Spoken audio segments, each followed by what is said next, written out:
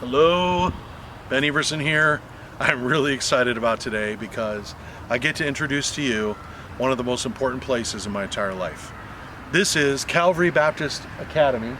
It's obviously Calvary Baptist Church also, but for today's purposes, we're focusing on the academy side. It's where I went from kindergarten all the way through high school graduation in 1995. But I'm going to take you somewhere that I have not been since I was a senior in high school, and that is the recording room where I did all my early a cappella recordings, and I'm really excited about it. And I've not been up here since. I'm actually kind of hoping, I mean, they could have redone it completely. I'm kind of hoping maybe there might be one or two things up there from my time up here. It's probably all new stuff, but who knows what we'll find. At least I'll be able to take you to the room, the upper room, and you'll know why I call it that in a moment. Here we go.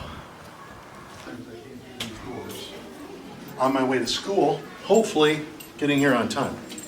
So now we just had here at Calvary Baptist Academy 50th anniversary. So you probably will see some of those stickers and paraphernalia around. And tell you what, let me show you something on the wall here just to prove, yes, I really did go to school here and I actually did graduate. Class of 95. 95 is alive, and what's pretty crazy is I just saw Heather at the restaurant in town. Well, here we go. So into the gym we go, and I want you to look up in that upper right. There it is, right there. That's it. So before we had the sanctuary, all our church services and everything used to have to be in here. We had a carpeted gym at the time. And so this was where we would do church services, and then we would be responsible to tear all the chairs down.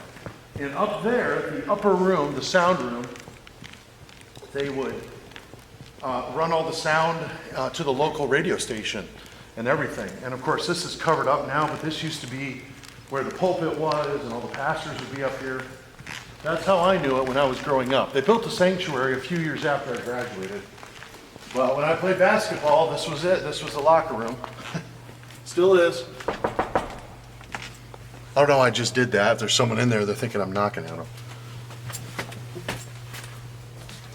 So this has been painted black now. It wasn't that way when I was here. Oh, look.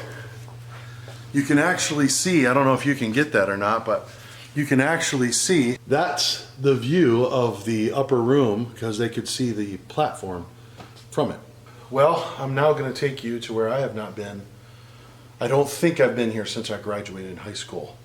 And this is where I used to live. I loved this room because it's where I would record my a cappella stuff. I have no idea what I'm going to find up here. They might have changed everything. I don't know. Ooh, let's try not to get violent.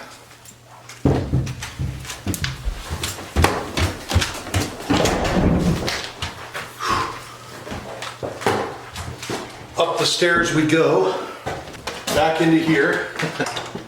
Dun dun dun. Wow. They added this drama cage during my time here. But here I go. I have never been in here. I haven't been in here since I graduated. Oh my goodness. Oh man.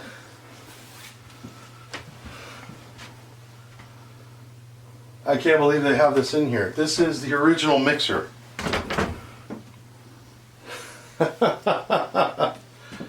Oh my goodness. I thought there'd be no way. Oh, man.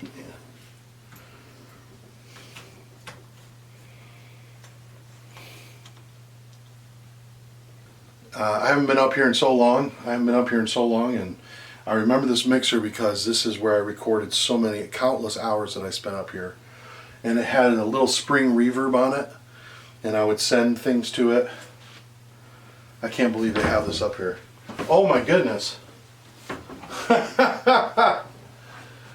Wow. So, man, so this is a new mixer over here. Let's see. This is the original speaker, the monitor speaker up here for the for the radio broadcast. Forgive me as I collect myself here a little bit. It's been a long time since I've been up here, but I would sit right here, and this is where I recorded. And that mixer would be over here. Obviously they've replaced it with this Behringer. But I would set a microphone up, sitting right here, and actually I'd have it coming out from over here, and I would record. I'd have maybe a music stand, or I'd just lay the music here, and I would sing, and then come around this corner. Check this out. This is a reel-to-reel. Look at that. And I would record to reel, and it was right here in this spot. Wow, that's pretty amazing. Now here, this is a different cassette unit than was here when I was recording. I can tell you that. This was a different cassette unit. There was a different one that was here. In fact, this, I think this is a different, I think Larry might have swapped that out. Larry Macklin was the guy who trained me in sound, and of course, I remember, here's a funny story. So when I would record, I would be up here, and let me show you this first. Look, so you can see how it's a one-way mirrored window, right? So you can see everybody else, and I felt like the king of the world up here. You know, I felt like I was in my own space, but I was still connected. And there, of course, you can see out, and that's where we just came from. But it was just a great spot to be up here. But anyway, back to the story. So on this mixer right here, man, wow. Even the smell of it, it's going to be a little weird, but the smell of it, I remember and these things right here, tape record, right there, that's it. That's the little magnet that goes here. This is the 2-track master, and that's where I would record right there. This would be where I would send it out to the reel-to-reel or to the cassette recorder or whatever. And then the playback was here. Wow, that's really cool. Anyway, I would have to set all these back up for the Sunday morning broadcast, right? Because they would broadcast it out on WUGN FM, and one of the Saturdays or Fridays, I must have been playing a game or something, because at 9th grade it was, because I was playing basketball, and I forgot to set it. So when Larry came in to run, actually I don't know if he was on the board or someone else was who didn't know what was happening, but it was all messed up for Sunday. So I got banned from the sound room for a whole semester, and let me tell you, that was the worst semester of my life, because I wasn't able to do the thing that I love. So I'm just super pumped to be able to show this to you. This is literally where I learned to do what I did. I know I talk about when I started in cassettes, and that's all true. I did. I started at home. But then when I moved to the next level, which is really multi-tracking and all that stuff, it was all done right here. And I'm just so glad I was able to show it to you. So, wow. Are you recording? Yeah. Oh my goodness. So I didn't even notice this. Brandon saw this. Look carefully. He might have already done the video. I don't know. But look, do you see that? That's my name on here. This is the actual reel. I wonder what's on. What is on this? Oh, there's a short in this thing. I'm taking an educated risk here. And I'm actually going to take these reels with me. And my dad has a reel-to-reel machine in his basement. And I'm going to take those with me.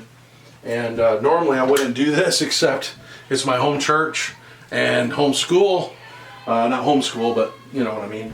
And I'm going to see if I can figure out what's on these. And then if it's not mine, because it has my name on it. So if it's not mine, I'll bring it back. The other name that's on the reel that this is wound on is Larry Macklin. So it's either mine or Larry's. But anyway, we'll get that figured out. I hope you enjoyed this little tour. This means a lot to me, and I feel myself like coming alive up here. And what a trip down memory lane.